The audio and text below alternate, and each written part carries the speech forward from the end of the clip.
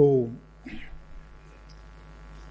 असतो मा सद्गमय तमसो मा ज्योतिर्गमय मृत्युर्मा अमृतम गमय। ओम शांति। सबके लिए यह सौभाग्य और गौरव की बात है कि पिछले 2 वर्षों में पूरे देश में जिस कार्यक्रम को भारत के प्रधानमंत्री श्रीमान नरेंद्र मोदी जी ने अपने कर कमलों से प्रारंभ किया था, जिसमें भारत के गृह मंत्री भी आने वाले दिनों में उपस्थित हुए, भारत के रक्षा मंत्री जी भी उपस्थित हुए और भारत की आदरणीय राष्ट्रपति जी भी टंकारा में पहुंची। यह सब आयोजन सार्वदेशिक प्रतिनिधि सभा और प्रतिनिधि सभाओं के सौजन्य से जो किए गए, उनसे पूरे भारत देश में आर्यों में एक नव संचार हुआ। उनकी मंद गति जो पड़ गई थी, उसमें एक नई चेतना आई। इस प्रकार के आयोजन जिसमें हम जब सारे इकट्ठे होते हैं तो हम एक दूसरे को जानकर आने वाले समय के लिए प्रेरणा लेते हैं और हमें सोचना चाहिए कि एक एक व्यक्ति ने दुनिया को बदला है। ऋषि दयानंद जिस समय भारत में कार्य क्षेत्र में उतरे तो भारत की 33 करोड़ जनता एक अलग रास्ते पर चल रही थी। अकेले स्वामी दयानंद थे कि जिन्होंने उस समय की रूढ़ियों पर सीधा प्रहार किया, अंधविश्वास पर प्रहार किया। वेद जिन पर धूल चढ़ चुकी थी, जिनका परिचय भी हमें नहीं रह गया था, उनसे दोबारा परिचय कराने का काम किया। उस समय हमारा समाज जिन कुरीतियों के कारण आगे बढ़ने से अवरुद्ध हो रहा था, ऐसे समय स्वामी दयानंद सरस्वती ने, अकेले व्यक्ति ने दुनिया से सीधी लड़ाई ली और उसका परिणाम क्या हुआ? भाइयों और बहनों, वो काल जिसमें पंडित गुरुदत्त विद्यार्थी जैसे लोग, पंडित लेखराम जैसे लोग, स्वामी श्रद्धानंद जैसे लोग, एक बहुत बड़ी श्रृंखला ऐसे लोगों की उनके विचार से प्रभावित हुई कि जिन्होंने स्वामी दयानंद के उस कार्य को बहुत तेजी से राष्ट्रव्यापी बनाया और इतना विस्तार उस काम को दिया, इतना विस्तार उस काम को दिया कि मैं जो बात अनेक जगहों पर कह चुका हूं, वो बात आज हमारे प्रोफेसर VN त्रिपाठी जी, जो यहाँ के कुलपति हमारे बीच में, उन्होंने भी कही है। और वो क्या कह रहे हैं कि मेरे दादाजी सत्यार्थ प्रकाश पढ़ते थे और हमें भी देते थे। मैं यही बात आपके बीच में कहता हूं कि एक कालखंड ऐसा था, 2000 सन 1900 से लेकर और देश की आजादी के काल के बाद तक, जब देश का विभाजन नहीं हुआ, वो काल आर्य समाज का स्वर्णिम काल था। उस काल में मानो पूरा उत्तर भारत मुख्य रूप से आर्य समाजमय हो गया था। आर्य समाज, कोई घर नहीं बचा था कि जहां ऋषि दयानंद आर्य समाज और वेद की बात न होती हो। इतना प्रभाव आर्य समाज का रहा। जिन दिनों देश की स्वतंत्रता की लड़ाई चल रही थी और उस स्वतंत्रता की प्राप्ति में जिन क्रांतिकारियों का महत्वपूर्ण योगदान रहा, वो लगभग सारे ऋषि दयानंद से प्रभावित रहे, आर्य समाज से प्रभावित रहे। और मैं निवेदन करता हूं उनके बाद में भी जो समाज सुधारक हुए, जिन्होंने राष्ट्र और समाज के लिए कुछ काम किए, उनकी विचारधारा में भी ऋषि दयानंद दिखाई पड़ते हैं। इतना प्रबल वैज्ञानिक दृष्टिकोण स्वामी दयानंद ने दिया। आज के इस युग में बहुत बड़ी संख्या देश में है, 140 करोड़ लोग हैं देश में, और वो विचार जो ऋषि दयानंद ने दिया था वो आज दोबारा मंद पड़ रहा है। आप टीवी में देखें, लोगों में देखें, अंधविश्वास, वही अज्ञानपूर्ण परंपराएं अनेक जगह दिखाई दे रही हैं। ऐसे समय पर मेरी और आपकी जिम्मेदारी और बड़ी बन जाती है, और ये काम हमारे लोग करके जा चुके हैं। डीएवी संस्थाएं, लाला लाजपत राय और उस काल के क्रांतिकारियों से अलग जो समाज सुधारक हमारे हुए, महात्मा हंसराज जैसे लोग, जिन्होंने पूरा जीवन दान देकर एक आने वाली पीढ़ियों को शिक्षित करते हुए आर्य समाज में दीक्षित करना, इस मिशन को लेकर डीएवी की स्थापना की। स्वामी श्रद्धानंद जी की चर्चा भाई विनय जी ने भी आपके बीच में की है। ऐसा दीवाना आदमी आर्य समाज ऋषि दयानंद के सत्यार्थ प्रकाश को पढ़ते हैं, लाला मुंशी राम, जो बाद में स्वामी श्रद्धानंद बने। वहीं से प्रेरणा लेकर अंग्रेज काल में जो गुरुकुल परंपरा लुप्त हो चुकी थी, जिसको कोई जानता ही नहीं था, उस परंपरा को जिंदा करने का काम सबसे पहले स्वामी श्रद्धानंद जी ने किया। और घर फूंक तमाशा देखना वो काम किया। कोई बच्चे नहीं भेजता था जंगल में, जहां दिन में हाथी घूमते हों, शेर दहाड़ते हों, जंगली जानवर हों। ऐसे नीरव स्थान पर कौन बच्चे भेजे? लेकिन गुरुकुलों का स्थान तो अभी आचार्य नंदिता जी ने वेद का वो मंत्र बताया, उपवरे गिरिनाम संग में च नदी नाम धिया विप्रो अजायता। ये गुरुकुलों की परंपरा कहां होती थी? नदियों के संगम पर, पर्वतों की उपत्यका के साथ, प्रकृति की गोद में। ऐसा स्थान स्वामी श्रद्धानंद जी ने चुना, हरिद्वार में गंगा के किनारे, पहाड़ों की गोद में, प्रकृति के साथ, और झोंपड़ियां बनाकर उस व्यक्ति ने वहां गुरुकुल शुरू किया। किसी ने बच्चे नहीं भेजे। उस समय तो आर्य समाज यौवन पे था, बहुत प्रचार था। बड़े बड़े घरानों के लोग सन्यासी बन रहे थे, प्रचारक बन रहे थे, भजनोपदेशक और विद्वान बन रहे थे। ऐसे समय पर भी किसी ने नहीं भेजा, तो स्वामी श्रद्धानंद ने अपने दोनों पुत्र इंद्र और हरिश्चंद्र दोनों को शिष्य बना और खुद गुरुजी बने। अपनी बेटियों के लिए वैदिक विचारधारा आगे बढ़े, पुत्री पाठशाला की स्थापना जालंधर में की। परिवार के लोग उसमें बैठे, और उसका परिणाम क्या हुआ? वो काम बोलता है। धीरे धीरे बड़े बड़े लोगों ने अपने बच्चों को गुरुकुल कांगड़ी में भेजा, और वहां के स्नातकों ने उस काल में साहित्य के क्षेत्र में, लेखन के क्षेत्र में, पत्रकारिता के क्षेत्र में, प्रचार के क्षेत्र में आर्य समाज को बहुत तेजी से व्यापक स्वरूप प्रदान किया।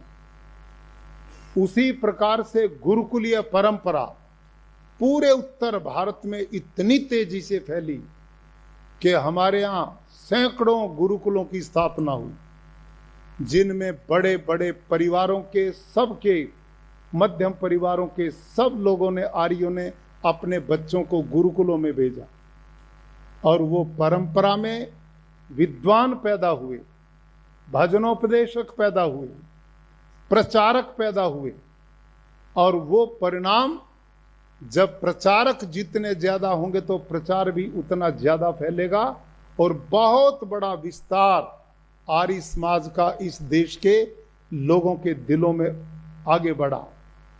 लेकिन भाई और बहनों, हम परिवार के लोग बैठे हैं, ऐसे अवसरों पर बैठकर आत्म मंथन करना चाहिए, आत्मचिंतन करना चाहिए। उन्होंने तो बहुत कुछ किया। ऋषि दयानंद एक सही सत्य वेद का मार्ग हमें देकर चले गए, लेकिन आज हम कहां खड़े हैं इस पर हमने ईमानदारी से चिंतन करना चाहिए। दुनिया भटक रही, एक एक गुरुजी न जाने कितने कितने शिष्यों को किस तरह का ज्ञान दे रहे हैं, आप सब इस बात को जानते हैं। वेद के जो अर्थ ऋषि दयानंद ने यौगिक अर्थ किए, जिनके बारे में आदरणीय बहन जी बता रही थी, वो रूढ़ी अर्थ जो सायण, महिधर, उब्बट जैसे अनार्ष लोगों ने किए, ऋषि दयानंद ने ऋग्वेद आदि भाष्य भूमिका ग्रंथ लिखकर इतना विस्तार से वेदों का अर्थ किस रूप में किया जाए, और वो किया, और वो वेदों का अर्थ इतना वैज्ञानिक है, इतना सार्वभौमिक है, विश्व का कल्याण करने वाला है। यदि वेद का अनुयायी देश बने तो ये जात पात, ये छुआछूत, ये ऊंचा नीचा, ये युद्ध, ये बारूद के ढेर, ये समाप्त हो जाएं, क्योंकि वेद का दृष्टिकोण सार्वभौमिक है, सबके कल्याण का है। वो केवल मेरे आपके लिए नहीं है, केवल भारत के लोगों के लिए नहीं है। वहां तो मनुर्भाव का उपदेश है, विश्व कल्याण का कृण्वन्तो विश्वमार्यम का उपदेश है, सारे विश्व का कल्याण।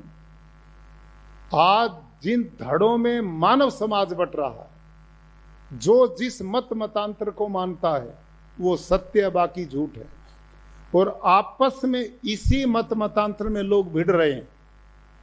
आतंकवाद है, देशों के युद्ध हो रहे हैं, दुनिया बारूद के ढेर पर खड़ी है। इस सारी समस्याओं का, विश्वव्यापी समस्याओं का समाधान केवल और केवल वेद है, और उस वेद का परिचय कराने वाला धरती पर पहला मानव ऋषि दयानंद सरस्वती है। ऐसा ज्ञान जो आप और हम जानते हैं, न हम आने वाली पीढ़ियों को दे पा रहे, न अपने पड़ोस में दे पा रहे, और धीरे धीरे हम सीमित होता जा रहे हैं। तो ये जो सत्य ज्ञान लिए बैठे हो, जब हम बचेंगे ही नहीं तो ये ज्ञान कैसे बचेगा? आने वाली पीढ़ियां और समाज और दुनिया इससे कैसे परिचय में आएंगी? इतना बड़ा त्याग बलिदान ऋषि दयानंद ने जीवन का किया। अनेकों बार जहर के प्याले पिए, दुनिया ने कितना अपमान किया, सबकी परवाह न करते हुए सत्य और यथार्थ मार्ग पर चलते रहे, आर्य समाज रूपी इस पवित्र संस्था की स्थापना की। आप लोग सारे देश में अपने अपने भाव से इसे जिंदा रखे हुए हैं, इसके लिए आप बधाई के पात्र हैं।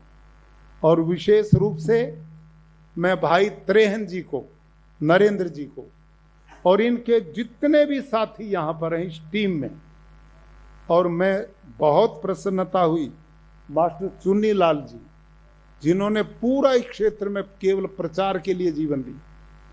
आप सब लोग जो आज तक जिंदा किए हुए और जिनके सौजन्य से आज ये सम्मेलन संभावित हो पाया, आपकी इस पूरी टीम को नमन भी करता हूं और शत शत आपका अभिनंदन भी करता हूं। बस मेरा एक ही निवेदन आपसे है, भाई और बहनों, जिस विचार को आप और आपके बड़े लोग अपना करके दुनिया भर के अंधेरों से निकल करके सुख का जीवन जी चुके हैं, इस सत्य मार्ग को आप आगे बढ़ाने का भी रास्ता चुनिए। ये निरंतर आगे बढ़ना चाहिए। आज ये मंद पड़ चुका है। अभी त्रेहन जी से मेरी बात हो रही थी, यहां 50 से ज्यादा आर्य समाजें थी आपके इस पूरे क्षेत्र में, जम्मू और कश्मीर में।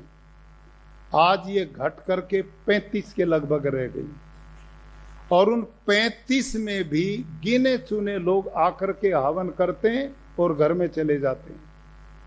इससे कैसे बढ़ेगा हमारा काम? इसका तरीका है, और मैं बार बार इस बात को कहता हूं। अब मेरी बात को अन्यथा ले लेते हैं, ये मेरा दुर्भाग्य, मैं इसे मानता हूं। मैं सार्वदेशिक सभा से भी निवेदन करता हूं, हमारे बहुत ही कर्मठ और जुझारू ऐसे व्यक्तित्व, भाई प्रकाश जी यहाँ पर बैठे हैं, विनय आर्य जी बैठे हैं, सार्वदेशिक के लोग बैठे हैं। मैं एक बात को बार बार कहता हूं और कहता भी रहूंगा, आप ही मेरे को बताओ, जिस कुएं से पानी निकलता तो रहे और नया स्रोत उसमें पानी का ना आए, तो वह कुआं सूखेगा या नहीं सूखेगा? क्यों भाई लोगों, सूखेगा ना? क्या यही अवस्था हमारी नहीं है? बड़े लोग हमारे जा रहे हैं, विद्वान हमारे प्रचारक जा रहे हैं, भजनोपदेशक विद्वान जा रहे हैं, नए उनकी जगह नए के बराबर आ रहे हैं। आर्य समाजें हैं, वो पुराने लोग 5-7 बैठ करके हवन कर लेते हैं, उनके परिवार का आदमी कोई उसमें आता नहीं, न वो ज्यादा दबाव दे पाते, और दूसरों को लाने का हम प्रयास नहीं करते। कोई आता तो उसको मेंबर भी नहीं बनने देते। तो इस कुएं को सुखा रहे हो कि नहीं? तो ऋषि दयानंद का किरणवंतोम ईश्वरियम कैसे होगा? ये कैसे बढ़ेगा? आप क्यों नहीं इसके बारे में सोचते? और मेरा प्रबल विचार है, इस आर्य समाज को जिंदा करने का केवल और केवल एक ही रास्ता है, आर्य वीर दल, आर्य वीरांगना दल। यदि इसको आप, जैसे अब चल रहा है, इसमें कभी भी कल्याण नहीं होने वाला। आर्य वीर दल न के बराबर है, आर्य वीरांगना दल खत्म। यही तो था आर्य समाज के प्रवेश का द्वार।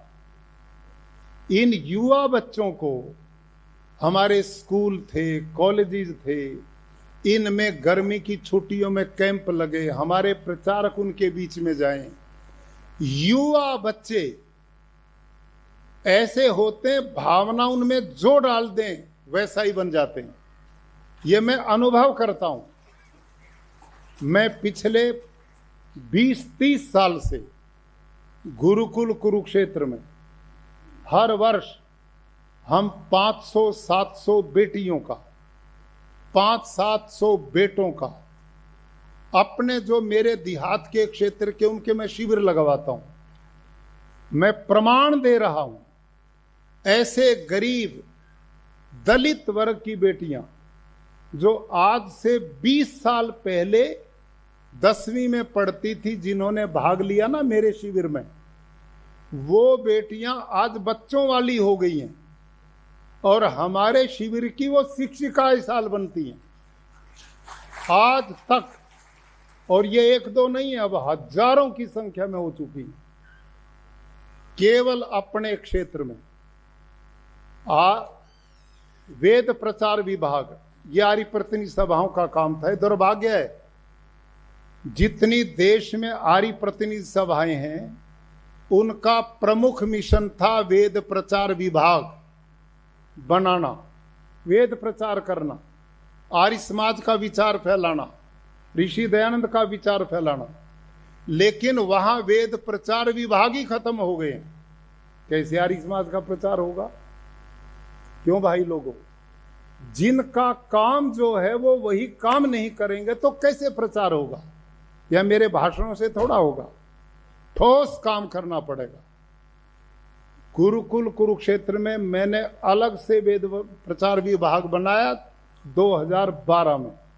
2012 में मेरे 18 प्रचारक 24 घंटा विधिवत व्यवस्था में केवल वेद प्रचार विभाग पर मैं लगाता हूं।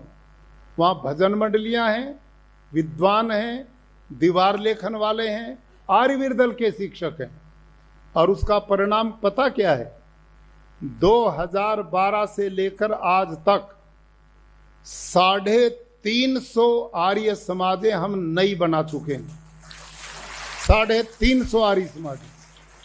और उन आर्य समाजों में विधिवत 2 बार हमारे 2-2, 3-3 दिन के कार्यक्रम चलते हैं, विधिवत कार्यक्रम होते हैं। तो आर्य प्रतिनिधि सभाएं इस काम को लें। आप पूरे देश में, हर प्रदेश में आर्यवीर दल का संगठन खड़ा करें, राष्ट्रव्यापी काम करें, नए बच्चे उसमें जोड़ें और उन बच्चों को आर्य समाज में आने की अनुमति दें, उनको कार्यक्रमों में जोड़ें, उनकी जिम्मेदारियां लगाएं, उन बालकों को संभालें, तब कुछ होगा। यदि ये नहीं किया गया तो आज हम जितने हैं अगले 5 दिन में इससे आधे हो जाएंगे, क्योंकि जो बढ़ रहे मेरे जैसे वो तो विदाई की ओर हैं। नए आए नहीं और पुराने चले गए, आपके पास क्या बचेगा? इतनी बड़ी संख्या का आर्य समाज, लाखों। आप गुरुकुल कांगड़ी के इतिहास को पढ़ें। गुरुकुल कुरुक्षेत्र 1912 में स्थापित किया था स्वामी श्रद्धानंद जी ने। और उस समय लाला ज्योति प्रसाद जी थे कुरुक्षेत्र के रहने वाले पौराणिक, उनके संतान नहीं थी। उस समय वो बताते हैं 1912 में जब गुरुकुल कांगड़ी का वार्षिक सम्मेलन हुआ, गुरुकुल का उत्सव हुआ, उस समय गुरुकुल कांगड़ी के उत्सव में 1 लाख लोग आते थे। 1 लाख। और भारत की संख्या कितनी थी? 30-35 करोड़। आज 140 करोड़। और अब वहां के उत्सव में 15 लोग भी नहीं होते। ये है प्रोग्रेस। तो आप इस बारे में गंभीरता से लें। मैं कोई दिल नहीं तोड़ने वाला, मैं आपको हतोत्साहित नहीं कर रहा, मैं आपके परिवार का हिस्सा हूं। हम जब बड़ी संख्या में होंगे और हमारी ताकत मजबूत होगी तो आर्य समाजी हूं कहने में छाती तनेगी। और जब हम हैं ही कुछ नहीं तो कैसे काम चलेगा? आप और हम विस्तार होना चाहिए। और विस्तार का तरीका मैं बार बार कहता हूं, आर्य समाजों में अपनी सदस्यता बढ़ाइए। अच्छे भले लोगों को जोड़ने के लिए कुछ समय निकालिए। और वहां पर केवल हवन यज्ञ से काम नहीं चलेगा, वहां पर कुछ स्वाध्याय, प्रवचन, सरलता से ऋषि दयानंद की विचारधारा उनके बीच में जैसे प्रचारक लोग देते हैं वो कार्यक्रम हो। हमारे वार्षिक उत्सव साल में 2-2, 3-3 बार हों, लोग जुड़े, विचार फैले। और ये विचार इतना देना जरूरी है, समझो मेरी बात को। आज देश का, हिंदू समाज का युवा जो पढ़ा लिखा है, आज वो जो विचार इस देश में देख रहा वो उससे संतुष्ट नहीं है। वो अज्ञान भरी कहानियों को सुनता है, ऊल जलूल बातें देखता है, वो उस धर्म से मोह भंग करता विचारधारा से। उसकी विचारधारा को संतुष्ट करने का रास्ता, वैज्ञानिक दृष्टिकोण जो है वो केवल ऋषि दयानंद के पास है। वेद और शास्त्रों का दृष्टिकोण वैज्ञानिक ऋषि दयानंद के पास है। ये विचारधारा नहीं दी तो आपकी आने वाली पीढ़ियां विधर्मी बनने जा रही हैं। इतनी गलत दिशा में सब कुछ जा रहा है। इस दिशा में हमने आधुनिक टेक्नोलॉजी का भी यूज करना है। प्रचार के माध्यम बदल गए हैं। आज सोशल मीडिया का युग है। हर बालक के हाथ में स्मार्टफोन आ चुके हैं। लोग इन्हीं के द्वारा इतना प्रचार अपना वो कर रहे हैं जो उनको अंधेरे में डालता है। हम सोए बैठे हैं, डिबेट टीवी पे होती है अनर्गल। हमारे पास डिबेट करने वाला इतने बड़े समूह में एक आदमी भी नहीं है जो वहां जाकर इससे अलग विचारधारा दे सके। तो हमने इस प्रकार की सोशल मीडिया की टीम मजबूती से खड़ी करने की जरूरत है। उसमें विद्वानों को जोड़ने की जरूरत है। जिस तरह का वातावरण देश में है उस पर नजर रखने की जरूरत है। आपने देखे नहीं वो छगन भुज कौन है, वो बाबा क्या नाम चल रहा आजकल, तो इन छांगरू बाबा की फौज खड़ी है देश में। ये क्या हो रहा है? आपकी सैकड़ों हजारों बेटियों को ले गए। क्या स्थिति देश में चल रही। इनके विरुद्ध आर्य समाज एक ऐसा विचार है कि जो वैज्ञानिक दृष्टिकोण देकर उन बालकों को गंदगी से बचाने की ताकत लगता है। हमारे पास ये ताकत है। तो मैं लंबी चर्चा न करते हुए आप सबने इस सम्मेलन के द्वारा एकत्रित होकर के अपनी पहचान जो बनाई है इससे एक संकल्प लेकर के आप जाइए। आज आगे 2 दिन का कार्यक्रम 53 दिन की टीम ने करवा दिया। समय निकाल करके भी ले आए, धन भी खर्च हुआ, परिणाम नहीं मिला तो कोई लाभ नहीं। ये सम्मेलन जम्मू एंड कश्मीर में नए स्फूर्ति के लिए, प्रचार के लिए आगे बढ़ना चाहिए। और इसके लिए जितनी भी आर्य समाज हैं आपकी, इनको तो आप जितने हैं इनको तो 1 साल में डबल संख्या में करो। और जो आपकी बंद पड़ी हैं उनको पुनर्जीवित करने का काम करो। आपके जो स्कूल विद्यालय हैं उनमें नए बच्चों के अंदर आर्य वीर दल के विचार और उनके शिविर लगा करके नए बच्चों को भी अपने कार्यक्रमों में जोड़ने का काम करो। जब नए बच्चे आएंगे और आपके साथ जुड़ जाएंगे, आपका विचार उन तक जाएगा, तो हमारा प्रवाह बना रहेगा, ये निरंतरता बनी रहेगी। कितने युवा हैं आर्य वीर दल के माध्यम से आए, उस विचार के द्वारा जुड़ते हैं। तो आप सबसे आग्रह है अपने बच्चों को भी आर्य समाज में लाओ, विद्वानों को भी बुलाओ, नए लोगों को भी जोड़ो और इस विचार को जिंदा करेंगे तो हमें धर्म के अनुसार पुण्य मिलेगा।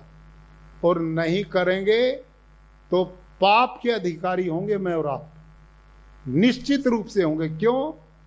क्योंकि एक अंधा आदमी जा रहा है, आंख बेचारे की है नहीं, आगे कुआं है और हम देख रहे हैं। यदि हम उसे पकड़ करके रास्ता नहीं बदलेंगे और वो गिरेगा और हम देख रहे हैं तो पाप लगेगा कि नहीं? तो आप पता कौन है?